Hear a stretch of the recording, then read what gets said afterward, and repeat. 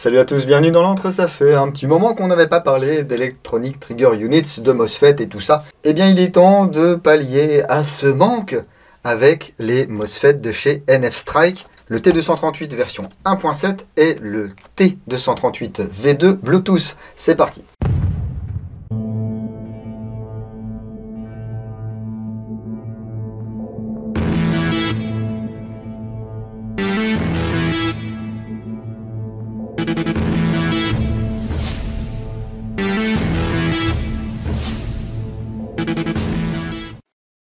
Et avant de commencer, j'aimerais remercier toute l'équipe de chez NF-STRIKE qui m'a contacté pour me proposer de tester et de vous présenter ces produits. Et ici, ce seront deux modèles qu'on monte sur des Gearbox V2. Le lien vers le site NF-STRIKE est dans la description de la vidéo. Vous pourrez acheter des choses sur ce site. Le T238 version 1.7 est aux environs de 46 $, alors que le V2 Bluetooth est entre 70 et 90 $. En fait, ça dépend s'il y a des promos. Aujourd'hui, je vais un peu plus me concentrer sur la version Bluetooth. Celui-ci, vous l'avez peut-être déjà vu. Il y a pas mal de gens qui ont acheté ça pas cher sur des sites de vente en Chine pas cher. Au moment où je tourne cette vidéo, je ne sais pas s'il y a des revendeurs en Europe des produits de chez NF-STRIKE. Si vous êtes professionnel, vous pouvez commander chez eux, bien sûr. Hein. Je leur pose la question, je suis en attente. Si j'ai des nouvelles, je vous mettrai ça à l'écran. Donc je vous le disais, celui-ci, je vous le réserve pour une prochaine vidéo. Là, on va se concentrer sur celui-ci, donc la version Bluetooth. Moi, je vous avoue, ça m'intéresse plus que les MOSFET qui sont programmables à base de queue de détente et tout ça. C'est tout simplement parce que je suis un gros feignant. Donc ça se présente comme ceci, dans une boîte blanche en carton. On ouvre. Hop là. Déjà, ça ne peut être qu'un bon produit parce qu'il y a un patch dans la boîte. Et oui les gars. Ensuite, le manuel d'utilisation. Voilà, avec les différentes fonctions, les manières de calibrer. L'application ici, l'installation. Voilà, donc c'est parfait. Une planche d'autocollant ici, on verra lors de l'installation, hein, c'est pour protéger les contacteurs électriques des différentes planches, des différents circuits imprimés. Alors, je ne sais pas ce que c'est, peut-être un papier de garantie. Il y a une pochette avec tout un tas d'accessoires. Voici, donc des cosses moteurs, des cosses pour les prises Tamiya. Deux prises Tamiya que je n'utiliserai pas, hein, je vais le câbler direct en DIN, ça. Des petits morceaux de mousse, on verra à quoi ça sert. Ceci, c'est pour les lanceurs de billes de gel. C'est pour commander la remontée de billes sur les chargeurs, donc on n'utilisera pas non plus. Une rondelle en caoutchouc. Des autocollants pour le selector plate. Et ici, le T238. Alors certains diront peut-être, ah c'est un Titan, ouais ça ressemble un peu. C'est le même principe, hein, c'est des capteurs optiques. Voilà, Bluetooth version. Donc on peut voir ici que c'est pas, comment dire, tropicalisé, hein. Il n'y a pas de résine au-dessus des soudures. C'est pour cela qu'ils donnent des stickers. On voit les différents câbles ici. Il y en a dont il faudra se débarrasser parce que c'est pour les lanceurs à billes de gel. Ça va fonctionner avec des batteries de 7V4 à 11V1. Et au niveau des fonctions, bien sûr, on va avoir l'active braking, le pré-cocking, une protection contre le blocage de gearbox, une protection contre la chaleur excessive, un contrôle de cadence de tir, différents modes de tir sur le semi, sur le full. Voilà, il y a 8 capteurs optiques et 2 MOSFET sur ce trigger unit. Je vous propose de l'installer et ensuite on se retrouve pour les différentes fonctions. Ici on voit pas très bien mais on va voir les capteurs récepteurs, 4 capteurs de queue de détente, le capteur du secteur gear et ici les différents capteurs du sélecteur de tir. Alors tropicalisons ceci. Top. Et bien voilà, c'est installé. Et là je suis en configuration de base. Ce qu'il va falloir faire, c'est télécharger le fichier APK, dont le lien est dans la description de la vidéo, l'installer sur votre téléphone. Et une fois que l'appli est installée, il faut activer le GPS. C'est-à-dire qu'il faut donner l'autorisation, alors soit au coup par coup, soit en permanence, à l'application à accéder à vos données GPS. Sinon, ça ne fonctionne pas. C'est comme sur les autres MOSFET Bluetooth que j'ai testé. Si on n'active pas cette localisation GPS, on ne peut rien programmer. Ça ne détecte pas le module. Donc, je lance l'appli. Là, il ne trouve rien. C'est normal, hein, search. Vous avez rien. Il y a juste un autre appareil.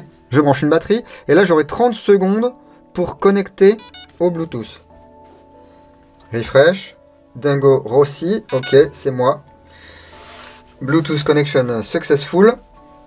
Et là, vous voyez, l'interface est austère. Hein. On n'est pas sur une interface sympa comme sur les Titans ou les Aster, mais c'est pas grave. Ça suffit bien pour ce qu'on a à en faire. Donc, DTU Basic Setting. Alors, Low Power Warning, par défaut, c'est Disable. Là, on va le mettre à 11 volts 1. Voilà. Safe Mode, je suis en safe, ok. Semi, je serai en semi. Full, je serai en full. Intervalle entre les tirs, ça va de 0 à 3 secondes, donc c'est le mode sniper, j'en ai pas besoin. Trigger Mode, soit normal, soit sensible, soit AUG. Donc je vais laisser sur normal. Type de secteur, G36 ou AK-47. Bon bah G36, hein, secteur 3 positions là. Autoloading, c'est pour les billes à gel. Bon bah là, il n'y a pas besoin. Sector Gear, je suis bien sur du non DSG. Ensuite, DTU Advanced Setting, c'est pour définir le pré-cocking et l'active braking. On a également le fusible électronique, les fréquences de signal et la capacité de chargeur. Tenez. Là, on va se mettre chargeur de 30. Voilà. Programme fail. Ah. Pourquoi donc? Voilà, c'est bon. DTU Sensor Monitor. Donc là, Enable. Voilà. Semi, full. Et voilà, là j'en ai 1, 2, 3. Ça va dépendre de votre queue de détente, ça. Et de vos réglages. Batterie charge, 66,3%, ok. Device Information. Voilà. Module paramètre 7. C'est là que vous allez mettre le nom de votre MOSFET. Et puis un mot de passe éventuellement, si vous voulez verrouiller ça. Localisation GPS, alors c'est en chinois. Je ne sais pas ce que ça veut dire. Et command terminal, je ne sais pas non plus à quoi ça sert. Voilà. Donc là, en safe, je suis en safe. Semi, j'ai un bip.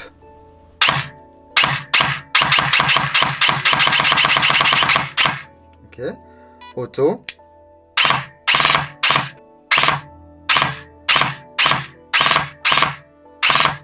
C'est insane, hein. Et là, on peut voir qu'on a un cycle très régulier grâce à l'active braking. Bon, j'ai mis un SHS high torque là-dedans, c'est pour ça aussi que ça envoie du lourd. NF Strike vous conseille de mettre un moteur high torque. D'ailleurs, eux, ils commercialisent un moteur T238 super high torque. Bon, attention ensuite à vos engrenages, votre calage et tout, sinon vous risquez de tout casser.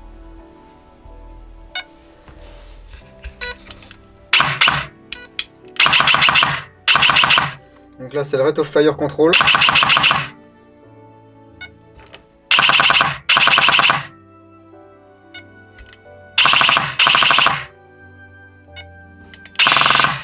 Ok.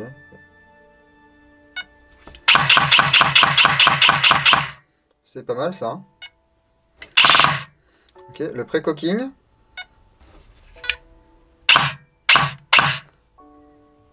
Alors attendez, il faut peut-être virer l'active braking. Hein.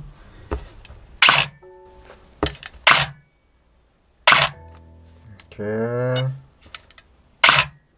Voilà. Ah, j'ai du pré-cocking tous les deux coups en fait. Là, je suis carrément max.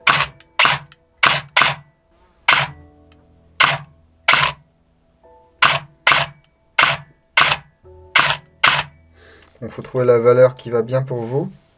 Bon, perso, le pré-cocking, vu comme c'est déjà réactif, on va rester sur de l'active braking.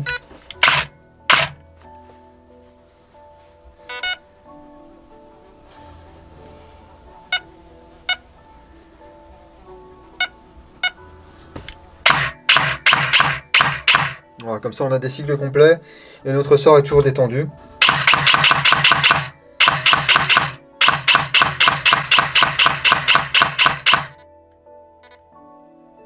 Voilà, j'ai tiré 30 coups.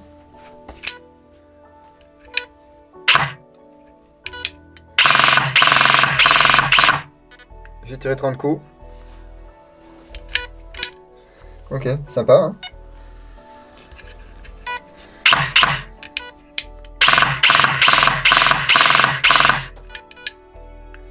C'est une cadence de fou, hein.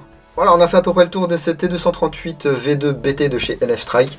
Donc pour entre 70 et 90 $, frais de port inclus, vous pouvez vous procurer ce MOSFET ou cette Electronic Trigger Unit parce que bah effectivement c'est pas un MOSFET en soi, hein. Il y en a deux à l'intérieur, il y a 8 capteurs optiques.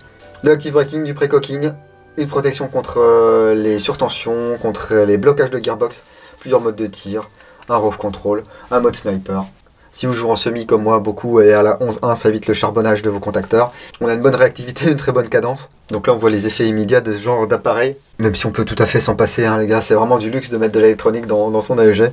Mais à vous de voir. Dites-moi ce que vous en pensez. Merci encore à NF Strike de m'avoir fourni ce T238 V2 BT. Ça m'a permis de découvrir ça, parce que je ne fréquente pas les Wish, Alibaba, tout ça là. Donc je serais certainement passé à côté. Hein. Vous avez pu en voir déjà sur internet pas mal. Si vous êtes pro et que vous êtes intéressé par la distribution de ce genre d'appareil, eh bien contactez NF Strike. Hein. Les liens sont en description de la vidéo. Si vous êtes particulier et que vous voulez commander en direct, je crois que vous pouvez également le faire. Enfin bref, comme d'habitude, je ne vais pas vous mâcher tout le travail. Je vous le mâche déjà quand même pas mal. Hein. Je vous mets plein de liens et tout. À vous de faire vos recherches si vous êtes intéressé. Si cette vidéo vous a plu, mettez un like, ça fait toujours plaisir. Un pas like, vous pouvez vous abonner et actionner les notifications. Pour ne rien louper de ce qui se passe dans l'antre, vous pouvez me suivre sur la page Facebook, sur Instagram, sur Twitch maintenant, et puis sur www.l'entredudingo.com. Je vais terminer de remonter cette Rossi Neptune. Continuez à prendre soin de vous et de vos familles, ne faites pas n'importe quoi. Si vous allez sur le terrain ce week-end, jouez sérieusement mais sans vous prendre au sérieux. Et moi je vous dis à bientôt dans l'Entre du Dingo. Bise.